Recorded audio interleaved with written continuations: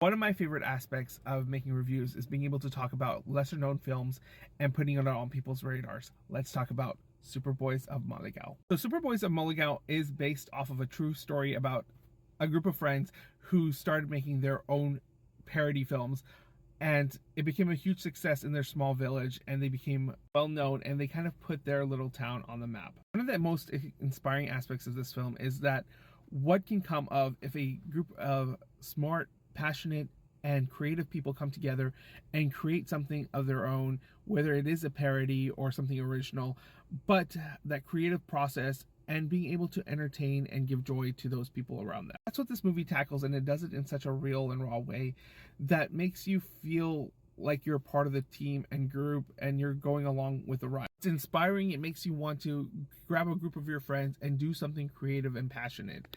And what this movie really excels at is showing you that creative process and how you overcome it, especially when you're making such a low budget indie film.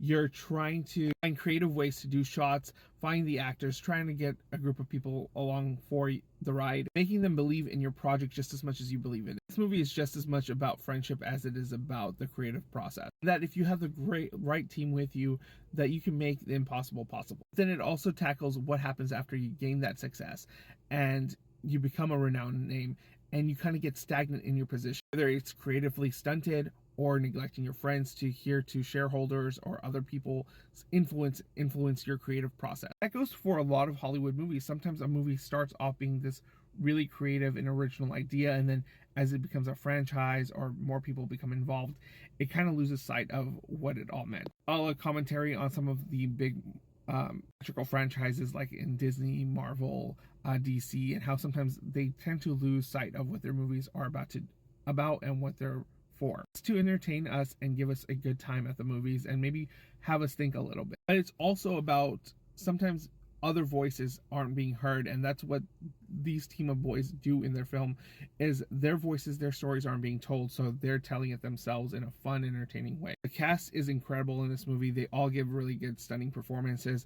The way that the movie is shot and directed makes it feel like you're part of this small little town. I do like how this movie has this really nice commentary that no one voice is bigger than the other. Yes, the director is the main driver of a film, but without writers, without a strong team of editors and actors, they're nothing. And yes, producers can pump a lot of money into it, but if you don't have the vision or the creative process or are creatively stagnant, audiences are gonna be bored with your film over time. And that's why this movie is so good and well made, and it just really captures that really indie mindset of filmmaking. And honestly, movie is also very emotional. There's a lot of really great emotional moments that will have you crying, especially the very last shot of the film is probably one of the best shots of the year, and it will have you in tears. Like I said, this movie overall is a really good time.